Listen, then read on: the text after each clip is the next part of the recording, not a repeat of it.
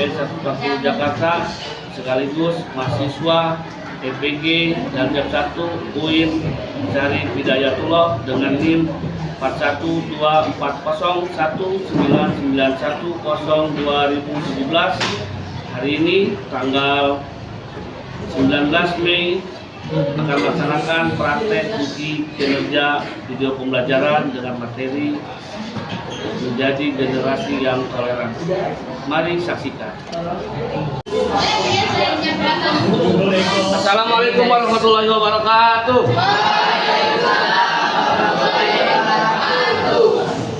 Ya, sebelum kita mulai, sebaiknya kita buka pembelajaran ini dengan baca doa dan juga salam. Silakan pada ketua kelas yaitu Angel untuk mempersiapkan kelas. Siap.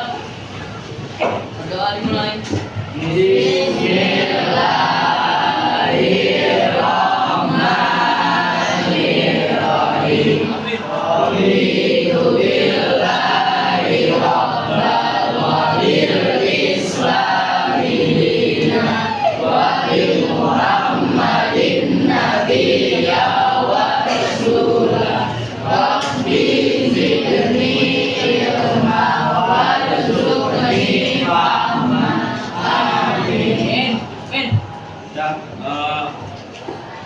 Selanjutnya Bapak ingin memeriksa hasil kalian, bagaimana tentunya sudah dikeluarkan, sudah siap ya, buku tulis, buku paket, pensil, semuanya kalian harus belajar disiplin ya, jadi tidak ada yang tertinggal, karena dengan disiplin kalian akan mudah mencapai kesuksesan. Mbak, diri dulu sebentar untuk latihannya. Ini Mas Rafi. Wih, berdiri juga.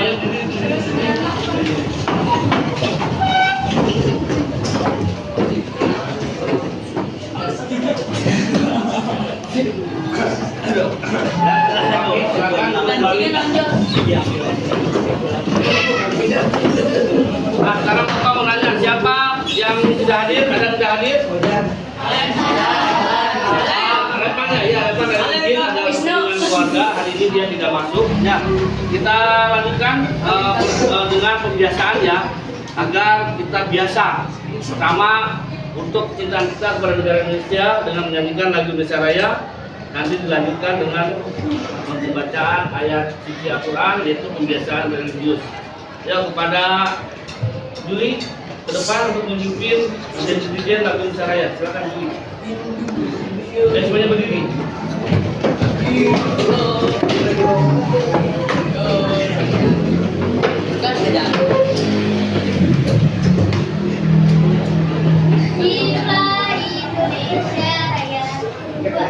Indonesia tanah airku, tanah tumpah darahku.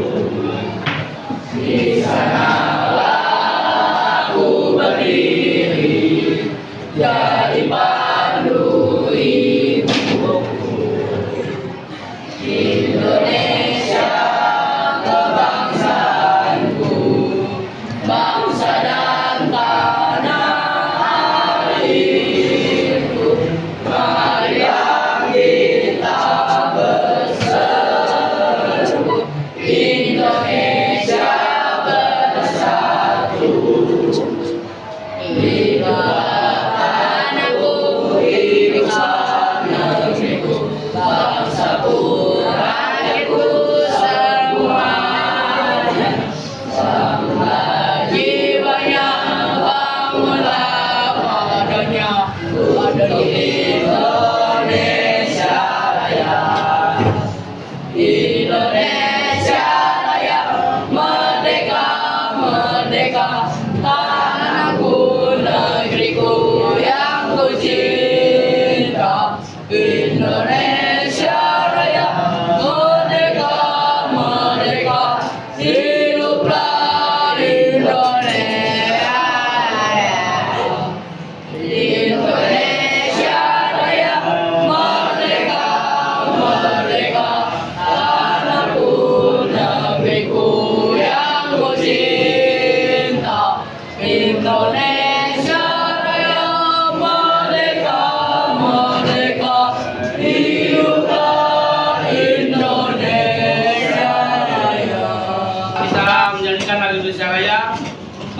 kita membaca salah satu ayat pilihan agar kita menjadi anak yang lebih religius. Amin. Mari kita baca surat Al-Isra bareng-bareng. Bismillahirrahmanirrahim.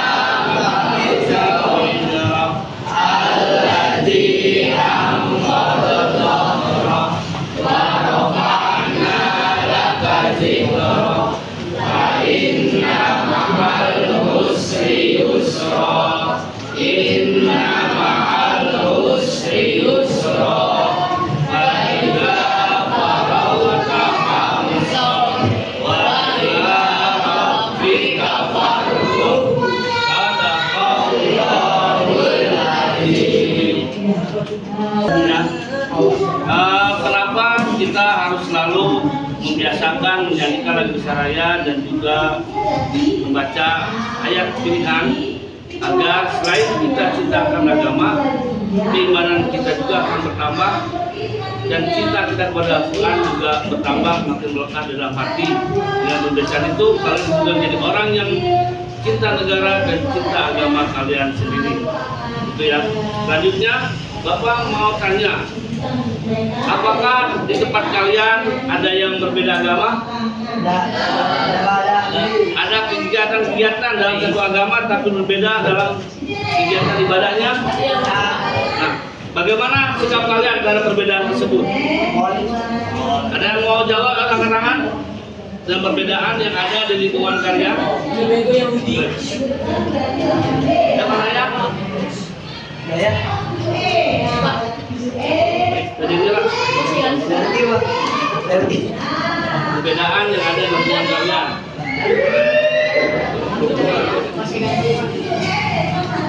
Apa yang kamu lakukan? Tidak ada perbedaan di rumah.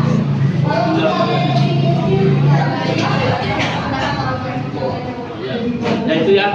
Jadi materi kali ini kita akan membahas tentang bagaimana menjadi generasi yang toleran ya. Itu pokoknya.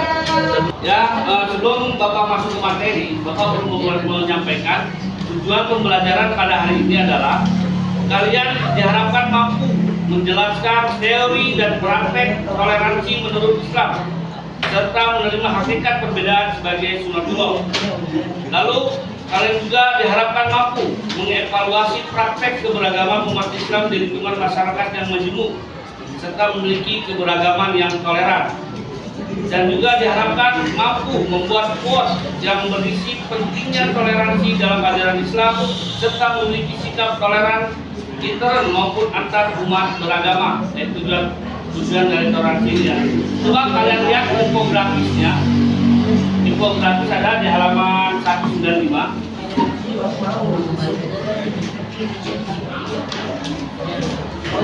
Ya, kalian perhatikan infografisnya.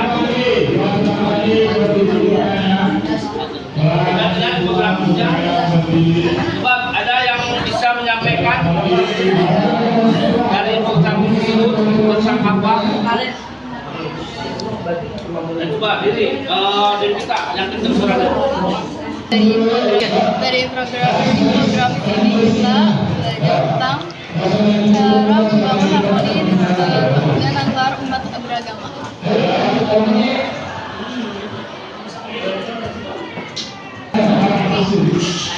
Dari infografis ini dapat kita perhatikan bahwa ada berbagai macam agama di sekitar kita. Kita harus menghargai keberagaman agama selain agama Islam, menghargai keyakinan dan simbol agama Islam. Lebih banyak itu, kita juga harus menghargai simbol agama selain Islam. Banyak kan simbol agama itu kan. Kita harus menghargai itu semua, jangan sampai kita menghina atau mengejek ya, dari simbol agama lain. Dan juga dapat bekerja sama dengan agama lain. Melakukan kalau Islam bekerja sama dengan Islam tidak bisa, nggak boleh. Harus kita bisa bekerja sama di dalam pekerjaan, dalam belajar. Mari kita bekerja sama walaupun dalam perbedaan. Nah, bagaimana juga bentuknya ketika ada perselisihan, kita harus bisa mendamaikan, terus hindari ujaran kebencian.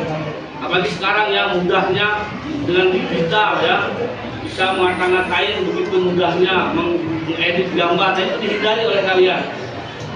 Hindari perbuatan saling mencela, berbaik sangka selalu, harus hindari saling mencari kesalahan dan berarut dan silaturahmi, sering berkunjung, sering bermain, sering ngobrol, sehingga akan muncul rasa persaudaraan, yaitu saudara sesama warga negara Indonesia. Sebelum dilanjutkan, mari kita baca pantun pemantik. Nanti kita simpulkan dari pantun tersebut. Ya, Sofi, silakan baca pantunnya.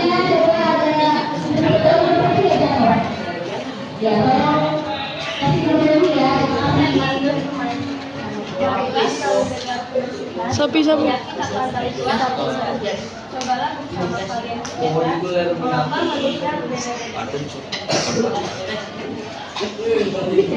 Ayo, siapa yang bisa menjawab tentang makna dari pantun tersebut? Ayo, Vanessa.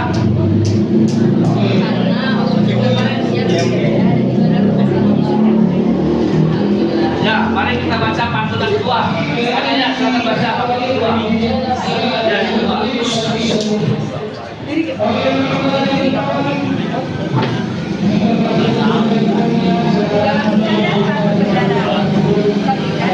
Pikiran di tengah-tengah beragam perbedaan, haruskah kamu mengembangkan sikap toleransi?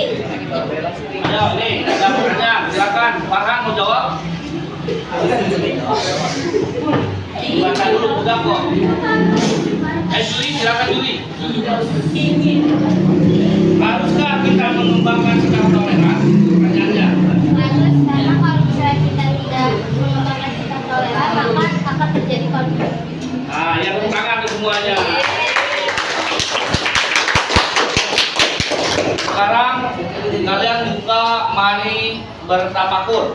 Rujuk mari bertafakur. Kalian baca, lalu kalian diskusikan. Sebelumnya, Bapak membuat kelompok dulu ya. Ini kelompok elegan, kelompok dinamis, kelompok sederhana ya, Bapak namakan. Bapak elegan, kelompok dinamis, kelompok elegan. Yaitu silakan dibaca rubrik mari bertafakurnya, lalu kalian diskusikan tentang rubrik tersebut hanya dalam waktu 5 menit. Itu aktivitasnya ada jam 2 ya. Apakah di persidangan ada kegiatan gotong royong seperti kita akan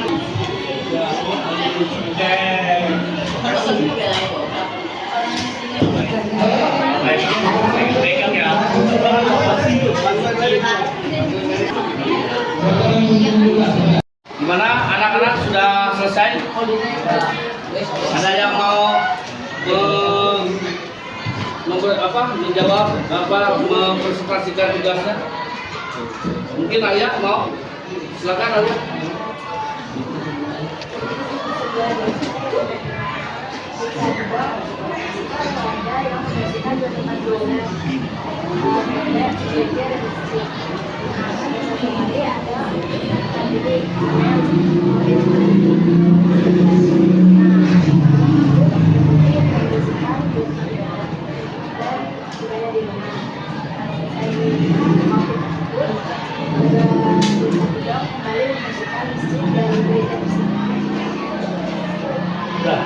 Ya, terima kasih. Tangan kalian.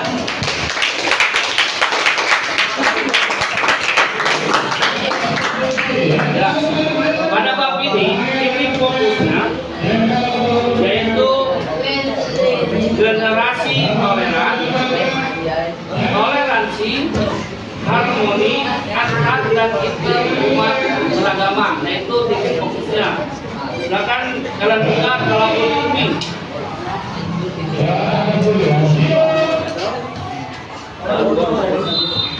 Sudah? Mari kita pahami apa itu toleran ya. Dan kasih Anda dalam lihat ke slide PowerPoint di depan. Apa itu toleransi yang sesungguhnya? Nih, makna toleransi. Tolong diperhatikan semuanya. Ayo patuh. Di dalam KBBI, Kamus Besar Bahasa Indonesia, toleransi artinya sifat toleran, batas ukur penambahan atau pengurangan yang masih diperbolehkan. Jadi maksudnya bersifat atau bersikap menenangkan, menghargai, membiarkan, membolehkan pendirian, pendapat, pandangan, kepercayaan, kebiasaan, kelakuan dan sebagainya yang berbeda atau bertentangan dengan pendirian sendiri. Itu ya. Jadi dalam dan juga di dalam bahasa Inggris, toleransi itu berarti tolerance. Artinya toleransi, kesabaran dan kelapangan dada. Sedangkan dalam bahasa Arab artinya adalah apa? Tasamu atau asamha. Dari kata samaha, lembut dan mudah, mengizinkan, memperbolehkan, atau asamha, tidak menyusahkan dan tidak memberatkan. Bisa disimpulkan bahwa toleransi, sifat dan sikap tenggang rasa atau saling menghargai antar sesama manusia, walaupun pendirian atau pendapatnya berbeda, bertentangan dengan pendiriannya sendiri. Orang yang toleran adalah orang yang memiliki kesabaran, kelapangan dada, dan daya tahan. Hadis dalam sebuah hadis yang diriwayatkan oleh Imam Ahmad, ia mengatakan, seseorang bertanya kepada Nabi, ajaran agama Islam apakah yang paling dicintai Allah? Rasulullah menjawab, ajaran yang al-hanifiyah dan al-sam'ah. Hanifiyah itu ajaran kebaikan yang jauh dari keburukan dan kebatilan. Sedangkan al-sam'ah adalah perilaku yang sudah mengandung ajaran yang memaksa atau memberatkan umatnya. Lagi kita sebagai manusia adalah makhluk sosial, ya. Di mana perbedaan sangat banyak sekali, tergantung kita melihat pandangan mata kita. Dan perbedaan itu adalah sunnah Rasulullah. Tadi itu bagaimana pantun kita itu berbeda-beda, dan itu semua adalah bukti dari kekuasaan Allah. Manusia tidak bisa hidup kemudian pasti memakan orang. Nah, toleransi sendiri terbagi menjadi dua. Ada toleransi antar umat Islam, ada toleransi antar umat beragama. Sekarang kita bahas dulu tentang toleransi antar umat beragama. Diceritakan dari Abi Mas'ud Al-Ansari bahwa seorang sahabat bertanya, wahai Rasulullah, aku hampir tidak sanggup sholat yang dipimpin seseorang dengan bacaannya yang panjang. Maka aku belum pernah melihat Nabi SAW memberi peringatan dengan lebih marah dan yang disampaikan hari itu. Seraya bersabda, wahai manusia, kalian membuat orang lari jauh. Maka barang siapa sholat mengimami orang-orang, ringankanlah, tidak melamakan sholatnya. Karena di antara mereka ada yang sakit, ada yang lemah, dan ada yang punya keperluan. Hadis dari hadis ini dapat diketahui bahwa kita harus menghargai dan menenggang rasa pada makmum. Barangkali makmumnya ada apa? Ada yang sakit, ada yang lemah, nggak kuat diri lama. Maka sebagai imam tidak boleh melamakannya. Jangan dia menjadi imam seenaknya dia, menamakan suaranya bagus, dia lamain tuh. Surat 2 juz satu diri gitu. Kira-kira yang belakang lemes nggak? Lemes nggak kuat. Dia tahu di belakang kita lihat maksudnya siapa aja nih. Oh ternyata banyak orang kuat, ada yang sakit. Nah kita harus toleransi, harus menghargai yang sakit, nggak usah lama. Itu ya maksudnya itu. Nih.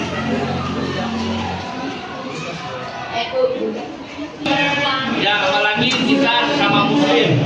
Sama muslim itu adalah saudara. Innamal mu'minuna ikhwatun.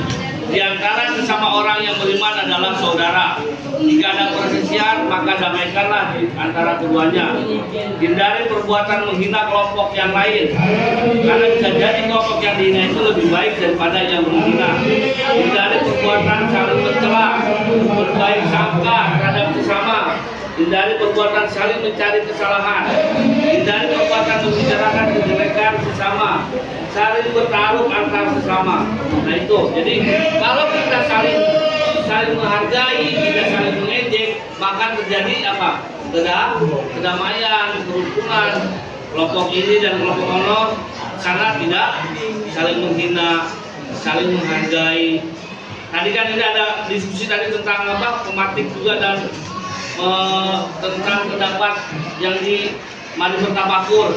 Menurut ini begini, menurut ini begini. Itu adalah satu perbedaan dalam pemikiran. Karena manusia adalah diberi kecerdasan yang berbeda-beda. Ada yang cerdas visual, ada yang cerdas musik, kan? Ada yang cerdas macam-macam ya kecerdasan itu. Jadi beda-beda, makanya akan muncul perbedaan pendapat itu. Nah, kita harus menghargai itu semua. Dan itu semua adalah sunnah. Sekarang yaitu toleransi yang kedua, toleransi antar umat beragama. Dari Abu Hurairah bahwa Al-Zubair bin Amr menemui Nabi Muhammad dan menceritakan bahwa Daus, salah satu kabilah Yaman, telah durhaka dan menolak ajaran dakwahnya dan meminta agar Nabi mendoakan mereka binasa. Lalu Nabi berdoa, "Ya Allah, berilah petunjuk kepada kabilah Daus dan datanglah mereka bersama orang Muslim atau masuk Islam." Nah, itu Nabi tidak mendoakan bukan tidak mendoakan mati, tapi mendoakan apa? Mendapat hidayah. Itu adalah bentuk menghargai, bentuk penghormatan. Dan datanglah mereka bersama orang Muslim atau masuk Islam. Nah, itu Nabi tidak mendoakan bukan tidak mendoakan mati, tapi mendoakan apa? Mendapat hidayah. Itu adalah bentuk menghargai, bentuk penghormatan pada agama lain. Saling kerjasama. Nih, coba dan gambarnya apa? Apa yang bisa kalian sampaikan?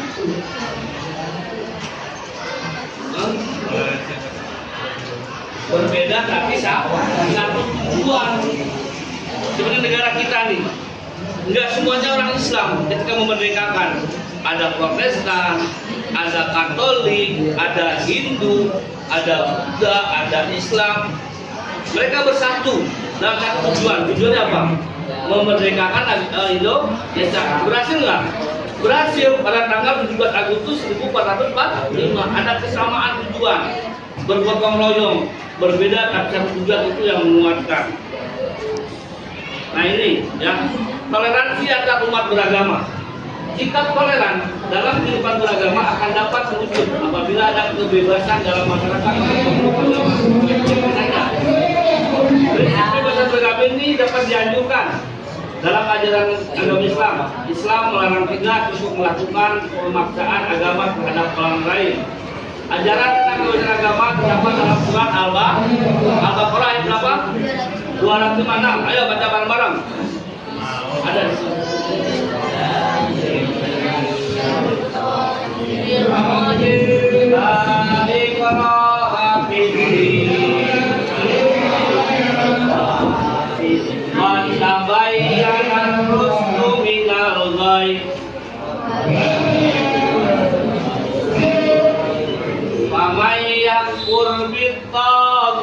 Wa yu'minu billahi faqad istamsaka bil urwatil wuthqa.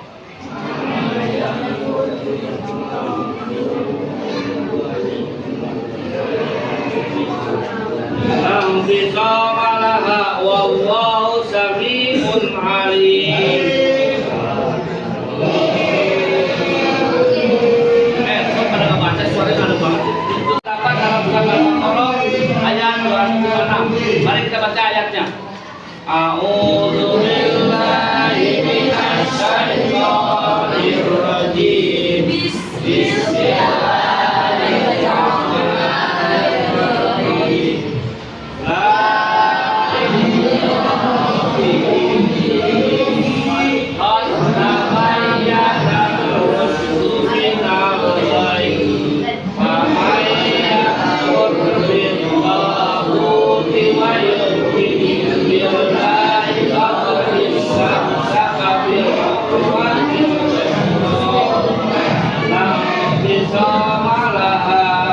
Wallahu sami'un alim. Sadaqallah.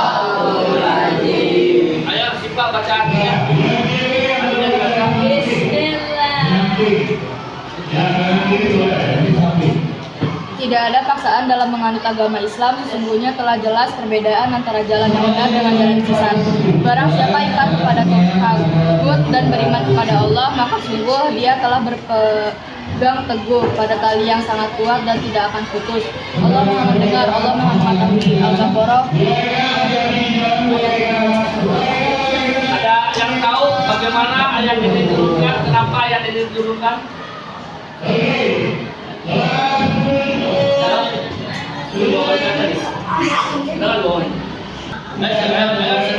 Kenapa ayat ini diturunkan? Ayat ini diturunkan karena berkaitan dengan riwayat seorang sahabat Ansar dari Bani Salim bin Auf yang bernama Husain. Ia memiliki dua anak yang masih beragama Nasrani, sedangkan ia sendiri sudah mengenal agama Islam.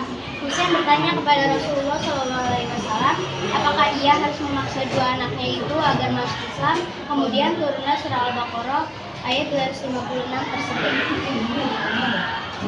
Ya anak-anak, bagaimana hasil diskusinya tentang pembangunan masjid dan istiqlal?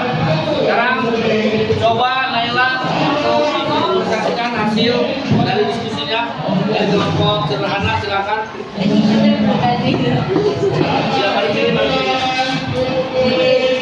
Kisah toleransi di balik pembangunan Masjid Istiqlal. Masjid Istiqlal memiliki kisah toleransi di balik pembangunannya. Masjid Istiqlal merupakan cita-cita Bung Karno dan umat Islam setelah kemerdekaan. Saat itu, Bung Karno menginginkan sebuah tempat ibadah yang juga berfungsi sebagai ruang dakwah, musyawarah, pendidikan, dan kesejahteraan masyarakat.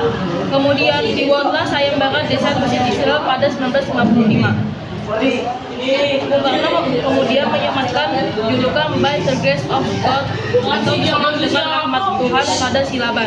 Silaban juga digelar disebut sebagai arsitek pengukir sejarah toleransi di Indonesia. Lokasi Istiqlal yang berdampingan dengan gereja katedral juga menyimbolkan keberagaman. Bung Karno mempertimbangkan tentang keberagaman bangsa Indonesia, mulai dari agama, suku, budaya, bahasa dalam pemilihan lokasi. Pendirian masjid yang bersanding dengan katedral mencerminkan bahwa bangsa ini memiliki toleransi yang tinggi. Dan demikian ya, jadi pembangunan Masjid Istiqlal itu adalah bentuk toleransi yang ada di Indonesia. Bagaimana Bung Karno mempertimbangkan tentang keberagaman bangsa Indonesia, mulai dari agama, suku, budaya, bahasa dalam pemilihan lokasi. Pendirian masjid yang bersanding dengan katedral mencerminkan bahwa bangsa Indonesia memiliki toleransi yang sangat tinggi. Nah, tadi coba kalian lihat gambar ke depan. Apakah ini gambar kapal laut atau pilar? Pilar benteng. Pilar apa kapal laut? Siapa yang kapal? Siapa yang pilar? Lalu yang ini, apakah mereka ada penonton atau gedung? Gedung. Ada penonton nih yang nyanyi, apakah gedung?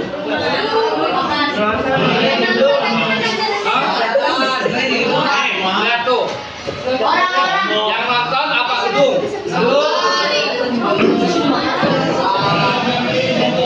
Lalu ini, berapa banyak? Ada berapa banyak kuda yang membuka?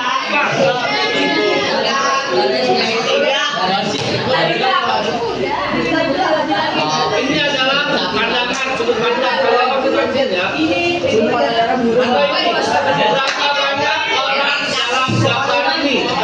Berapa banyak orang dalam gambar ini? Berapa banyak orang dalam gambar ini? Ayo, lagi bikin musiman. Ada 5 ekor rusa yang bersembunyi di hutan. Bisakah kamu menemukannya?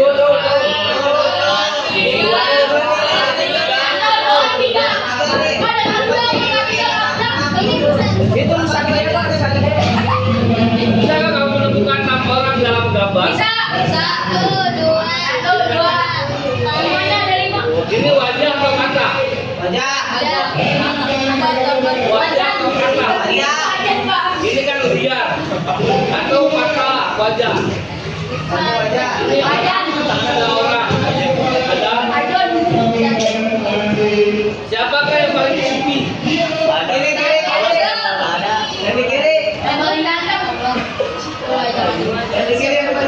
Ada apa di sana?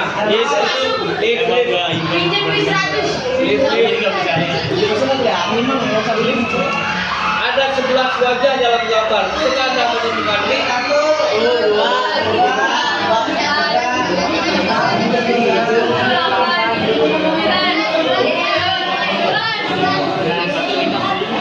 fokuskan pandangan mata Anda pada tengah lingkaran, lalu gerakan kepala Anda maju ke mundur. Naik turun. Diam Pak, diam.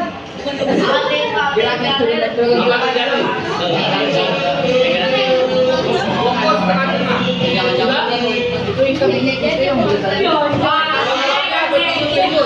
Mata buang ini. Apa yang Anda lihat?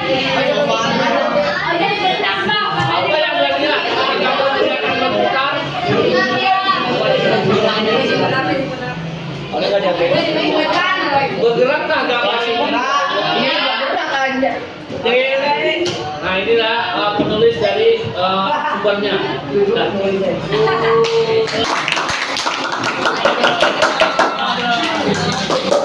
Rangkuman pada hari ini kita toleransi pertama. Toleransi merupakan sikap menghormati orang lain atas pelaksanaan hak-haknya.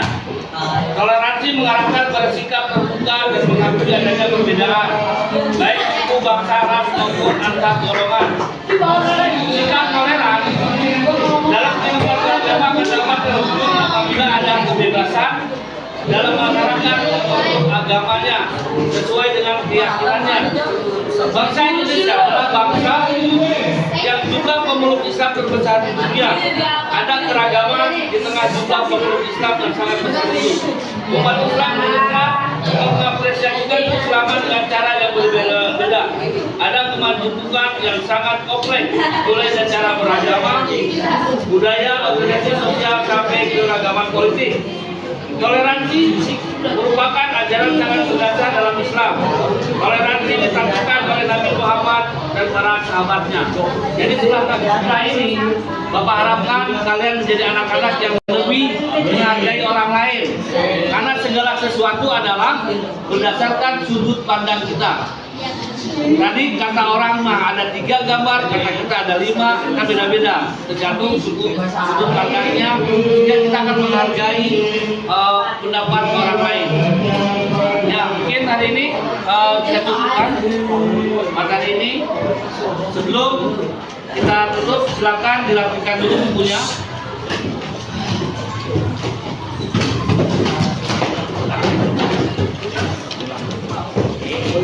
Dan kita tutup dengan baca doa dan baca surat Al-Asr. Ya, disiapkan. Siap. Doa dimulai.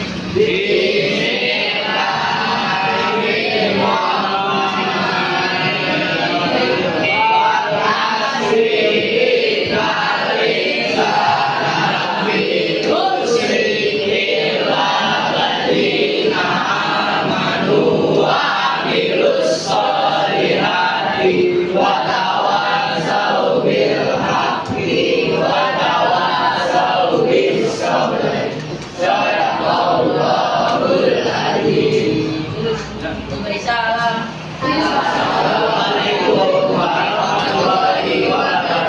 Waalaikumsalam warahmatullahi wabarakatuh. Nah ini kalian pulang langsung jangan lupa sholat dan juga makan ya siang. Assalamualaikum warahmatullahi wabarakatuh.